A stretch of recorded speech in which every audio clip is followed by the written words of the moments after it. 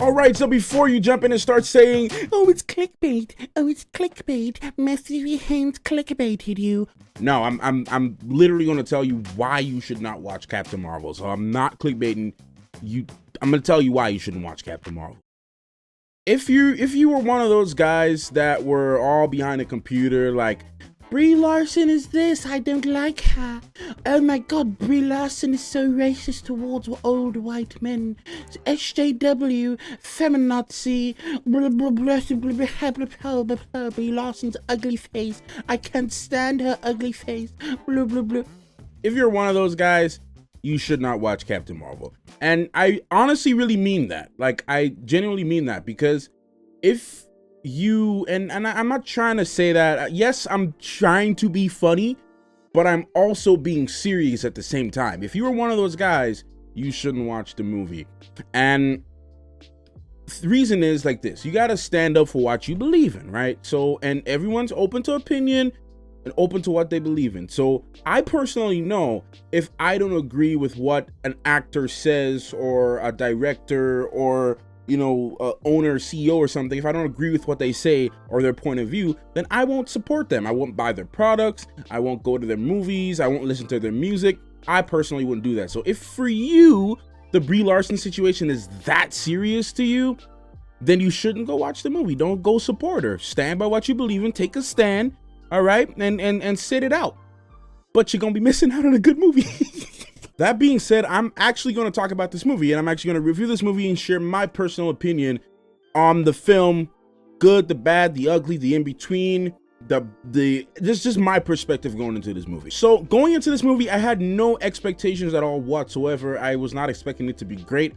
I wasn't expecting it to fail either. I was just kind of in the middle, and I wanted to watch this movie just to see how I would feel, honestly, just how I would feel going into the film, coming out of it, seeing if I gained some type of experience from it. I just wanted to go in with an open mind, and that's kind of the position I went into. I stayed away from reviews, I stayed away from spoilers, I stayed away from all those things, just so that I can have my own personal opinion going into the movie. I refreshed my memory reading some comic books, some what you call it, I even forget the volumes. I was reading two of her most famous volumes, rereading some of the old stuff, some of the newer stuff that just came out, some of the previews for the newer stuff. I actually read The Life of Captain Marvel, and I kind of refreshed my memory, I can't speak, with Civil War II. And like some of the stuff from when she was Miss Marvel. So I kind of just did a whole refresher of a lot of her backstory, just so, because I like to do that. I like to know more about the source material going into the thing. And I've always liked Captain Marvel. I wasn't obsessed with Captain Marvel. I liked her in Civil War II. Let's just put it that way, because the first time I actually read Captain Marvel was in Civil War II. I didn't read her prior to that. I didn't really read her after that right away. I only just read her in the Civil War II run, and I liked the character that I saw there. I just got more of my knowledge recently from just reading more stuff and reading more of her backstory. So going into this movie, I went in with that mindset, and I sat down, and then the movie started. And I was like, man, what am I in for? What am I going to be seeing in this movie? Please be good. Please be good. Guys, the movie was good. And that's just my personal opinion. I enjoyed every minute of the movie. Now, I will tell you, there's one thing in the movie that I think is major that I personally did not like. And I will mention it in the sort of spoiler section. So I'll let you know when I will talk spoilers. If you want to click out the video. There's one thing I did not like that they did. It didn't make me hate the movie. I just didn't like that they did this. So to clarify some stuff, get some of the concerns out the way. There's no big SJW moments. There's no big feminazi moments.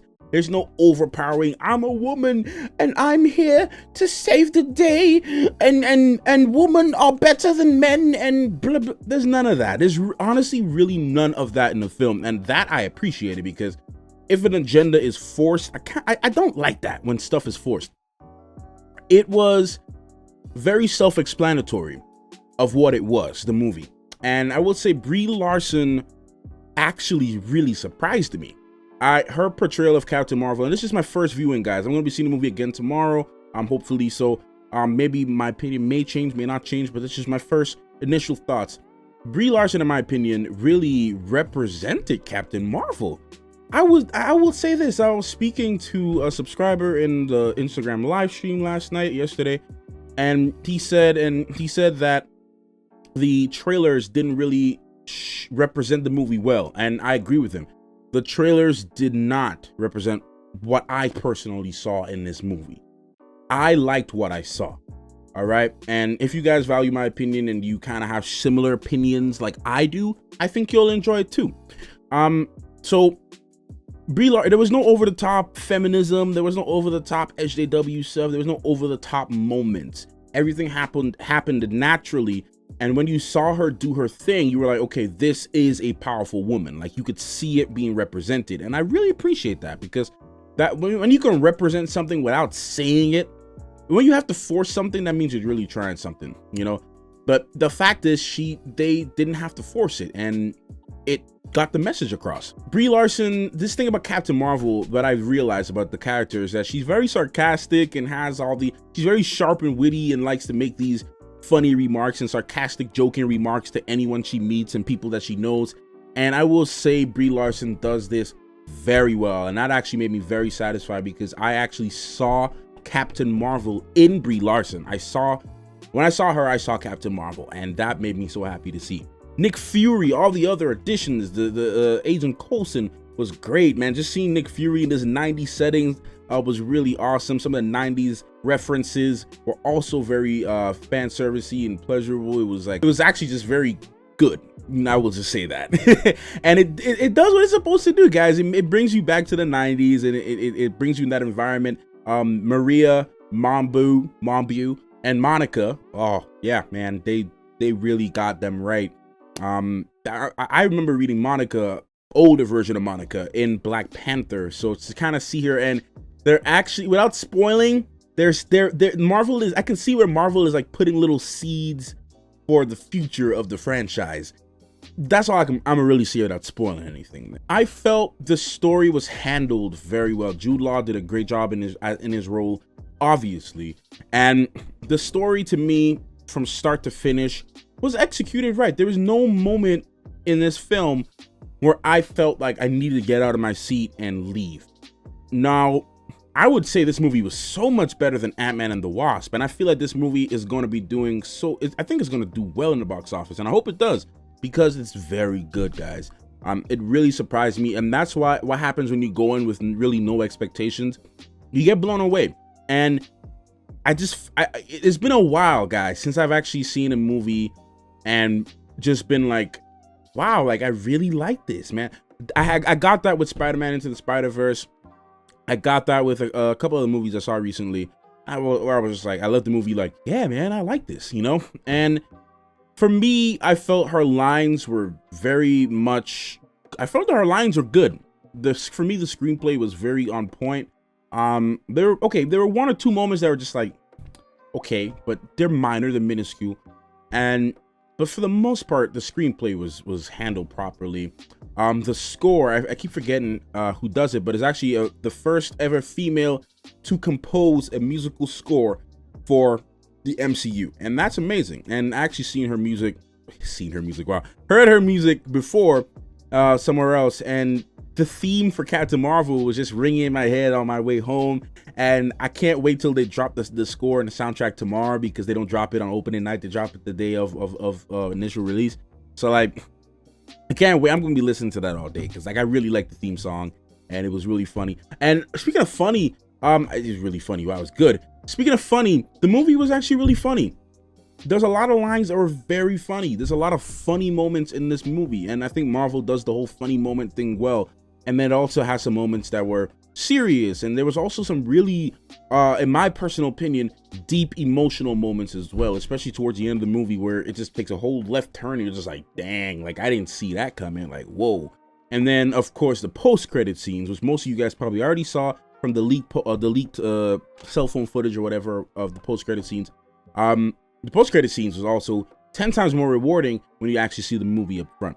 So for everyone skipping this movie because of the whole Brie Larson thing, like I said in the beginning, you know, you're entitled to do that if you want to. If you don't want to stand up and support her, that's fine. Like I'm not even gonna say body shame. I'm not even gonna shame you for it. Like I'm not gonna tell you that you're wrong, or you can't, or your opinion is just this, you know, incorrect.